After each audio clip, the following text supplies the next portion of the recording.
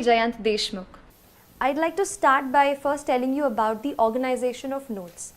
Now, I feel that the syllabus which we have got, the UPSC syllabus, is our guiding light.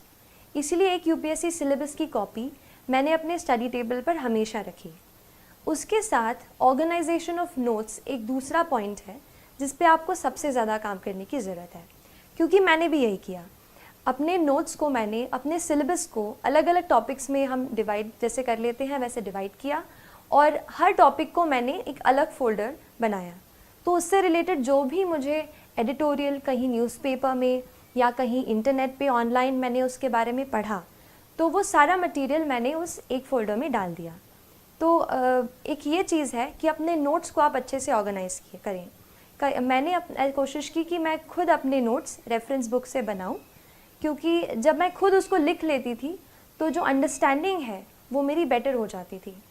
तो खुद के notes पे मैंने खुद नोट्स बनाने की ज़्यादा कोशिश की. इसके अलावा करंट अफेयर्स बेस्ड स्टडी, इस पे भी मैं थोड़ी सी बात करना चाहूँगी आपसे. मैंने ये किया कि क्योंकि ज़्यादा ह्यूमैनिटीज़ का बैकग्राउंड नहीं था, तो जो भी करंट अफेयर्स पे मैं पढ़ती थी, जैसे कई बार कोई इम्पॉर्टेंट न्यूज़ जो है, जैसे इलेक्शन है, प्रेसिडेंशियल इलेक्शंस हैं, तो उस पर बहुत सारे आर्टिकल्स आप देखोगे कि न्यूज़पेपर में आते हैं. वहीं से मैंने एडिटोरियल्स के नोट्स बनाए, उनको इकट्ठा किया और करंट अफेयर्स से ही मैंने कोशिश की कि पेपर 2 यानी GS 2 और GS 3 की मैक्सिमम प्रेपरेशन मैं कहूँगी कि मैंने न्यूज़पेपर्स, आर्टिकल्स ऑनलाइन जो आपको मिल जाएंगे, अच्छे आर्टिकल्स अच्छी वेबसाइट्स के, न्यूज़पेपर्स के, वहाँ से मैंने कोशिश की कि GS 2 और GS 3 के आंसर्स मैं वहाँ से कवर कर सकूँ. बाकी GS 1 में तो काफ़ी पार्ट जो है स्टैटिक है, जैसे हिस्ट्री, जियोग्राफी, वर्ल्ड हिस्ट्री, तो इसके लिए स्टैंडर्ड बुक्स ही मैंने रेफ़र की थी. नेक्स्ट चीज़ जो मैं आपसे शेयर करना चाहूँगी और मुझे लगता है कि ये चीज़ बहुत इम्पॉर्टेंट है UPSC के लिए, वो है आंसर राइटिंग. जनरल स्टडीज़ और ऑप्शनल के जो टोटल हमारे रिटन के मार्क्स हैं, वही मार्क्स हैं जो हमें कहते हैं ना आखिर आपको रैंक अच्छी दिलाएंगे. तो आप जैसे मैंने ये किया कि आंसर राइटिंग पे शुरू में बहुत डर लगता था कि आंसर अच्छे से नहीं लिख पा रही हूँ, और क्योंकि इंजीनियरिंग बैकग्राउंड से हूँ तो बस पॉइंट्स में छोटा छोटा लिखने की आदत है. लेकिन जैसे सोशियोलॉजी ऑप्शनल है, आपको डिटेल में सब बताना पड़ता है, और जनरल स्टडीज़ हैं, कुछ डेफिनेशंस रहती हैं, तो मुझे भी शुरू में काफ़ी डर लगता था आंसर्स लिखने से. लेकिन इस डर पे थोड़ा सा मैंने काबू करने की कोशिश की और हर रोज़ एटलीस्ट 1 से 2 आंसर मैंने रोज़ लिखने की कोशिश की. तो ये चीज़ मैंने की, 1-2 आंसर 1-2 मैं रोज़ लिखती थी. और उसके बाद फिर मैंने कुछ टेस्ट सीरीज़ ज्वाइन की, जिसमें मैं हर संडे को कोई एक टॉपिक रहता था जिसको मैं पूरे वीक में पढ़ती थी और वही टॉपिक्स के मैं आंसर्स लिखती थी. तो ये क्योंकि कॉम्पिटिटिव एग्ज़ाम है, आपको 1 या आधा मार्क एक्स्ट्रा स्टील करना है, तो इसके लिए आप कोशिश करें कि अपनी रीडिंग वाइड रखें और आंसर राइटिंग की बहुत सारी प्रैक्टिस करें. आंसर राइटिंग की अगर बात कर रही हूँ तो ये बता देती हूँ कि थोड़ा सा मैंने कोशिश की कि कुछ ऐसे सॉल्ट जैसा अपने आंसर में ऐसा स्प्रिंकल करूँ कि आंसर की क्वालिटी अच्छी हो जाए और एग्जामिनर थोड़ा एक्स्ट्रा मार्क्स दे दे. तो इसके लिए मैंने कोशिश की, जैसे फैक्ट्स कहीं से अपन जैसे न्यूज़पेपर पढ़ते हैं, कोई फैक्ट्स पढ़ते हैं, उसको मैंने पहले एक बुक में अलग से नोट कर लिया था. वो फैक्ट्स फिर मैंने एग्ज़ाम के बहुत जल्दी पहले ही एग्ज़ाम के जस्ट पास में ही मैंने वो लर्न कर लिए वो फैक्ट्स. फिर जैसे कुछ क्वेश्चंस ऐसे हैं जहाँ पर हम कुछ डेफिनेशंस लिख सकते हैं, तो जब आप आंसर को शुरू करते हैं तो आप उस डेफिनेशन से स्टार्ट कर सकते हैं. इसके अलावा कुछ कमेटी की रिपोर्ट्स होती हैं, जैसे ARC रिपोर्ट्स होती हैं, या फिर एक और बहुत इम्पॉर्टेंट रिसोर्स जो मैंने बहुत ही ज़्यादा यूज़ किया है वो है नीति आयोग का 3-year एक्शन एजेंडा. ये जो एक डॉक्यूमेंट है, इसमें आपको गवर्नमेंट की सारी स्कीम्स एक जगह पर मिल जाएंगी. So you understand the perspective of the government. और वो मैंने पूरा डॉक्यूमेंट, उसमें काफ़ी टाइम लगा पढ़ने को, बट जब मैंने एक बार पढ़ लिया था तो काफ़ी कुछ मैं उसका अपनी आंसर्स में कोट कर पाई. तो जो भी गवर्नमेंट के डॉक्यूमेंट्स हों, जैसे इकोनॉमिक सर्वे आता है, बजट आता है, ये आप बिल्कुल अच्छे से पढ़ें. मैंने भी पढ़ा और इसको फिर मैंने कोशिश की कि आंसर में लिखूं.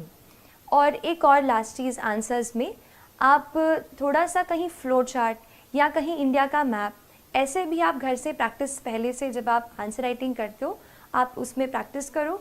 मैंने एक शीट में जो भी मुझसे लगा कि ये यूज़ हो पाएगा, मैंने एक जगह पे सारी ड्राइंग्स ऐसे फ्लो चार्ट्स इकट्ठा कर लिए थे और वही फिर मैं रिवाइज़ करके आंसर हॉल में जो भी राइटिंग हॉल था वहाँ गई। तो उससे मुझे लगता है कि आंसर्स मैं अच्छे लिख पाई और तय वक्त में, यानी जो हमें 3 आवर्स का टाइम मिलता है उसमें मैंने कोशिश की कि मैं सारे आंसर्स जो है वो कंप्लीट करके आऊँ। मैं थोड़ा सा आपको एक और लास्ट चीज़ बताना चाहूँगी टेस्ट के बारे में। कई बार हम सोचते हैं कि टेस्ट हमें बहुत सारे देने हैं एंड मैंने भी पहले ये टेस्ट किया है कि टेस्ट सीरीज़ बहुत ज़रूरी है। टेस्ट सीरीज़ इसलिए इम्पॉर्टेंट हो जाती है क्योंकि हमें घर बैठे ये नहीं पता चलता कि हमारा क्या लेवल है, क्या स्टैंडर्ड है, क्या हम उस तरीके का एग्ज़ाम में परफॉर्म कर पाएंगे। तो ऐसे डाउट्स मुझे भी थे। टेस्ट देके मुझे ये पता चला कि ऑल इंडिया लेवल पर या जो भी आप इंस्टीट्यूट का ले रहे हैं उस लेवल पर आपकी क्या स्टैंडिंग है। तो इसके लिए आप टेस्ट ज़रूर लगाने की कोशिश करें। लेकिन इसमें एक और चीज़ मैं ऐड करूँगी। टेस्ट हम काफ़ी देते हैं, जैसे मान लीजिए प्रीलिम्स का टेस्ट है, हम 100 क्वेश्चंस तो अटैम्प्ट कर लेते हैं लेकिन उसके बाद इतने एग्जॉस्ट हो जाते हैं कि उसको रिवाइज़ ही नहीं करते। ये मत कीजिए। मैंने बहुत जब ये गलती की बाद में रियलाइज़ हुआ कि कई क्वेश्चंस फिर से ऐसे आ गए जो मैंने पहले कर चुके थे पर मैंने उनको पढ़ा नहीं था। तो आप ये करो। और मैंने ये किया था कि पहले मैंने जैसे एग्ज़ाम दे दी, 2 घंटे में हमने पहले क्वेश्चन सारे सॉल्व कर लिए। उसके बाद आप घर जाके अपने जहाँ आप पढ़ते हैं सारे क्वेश्चन को एक एक करके फिर से पढ़िए, जो भी उनका सोर्स है वहाँ से पढ़िए, उसको रिवाइज़ कीजिए या फिर मैंने उसको अलग एक कॉपी में नोट कर लिया था, जो भी इम्पॉर्टेंट पॉइंट्स मुझे टेस्ट से मिलते थे, फिर उसको मैंने अलग से रिवाइज़ किया। The motivation that I got to prepare for this exam came through the preparation itself. When I started, I did not really know what I was going into.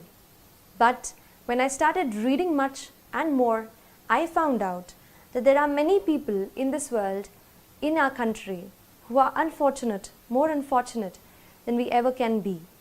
I felt, how can I use my learning capacity, my ability to learn, to reach a position where I can help them and better their lives in some manner or the other. तो यही motivation रहा throughout my preparation and it pushed me through the entire process. And I'll tell you that this exam not only help you change other people's lives, but ये आपको भी एक बेहतर इंसान बनने में मदद करती है. That is the beauty of UPSC CSE examination. It makes you into a person who's much more sensitive, who's much more responsible, and who looks forward to doing something for the society.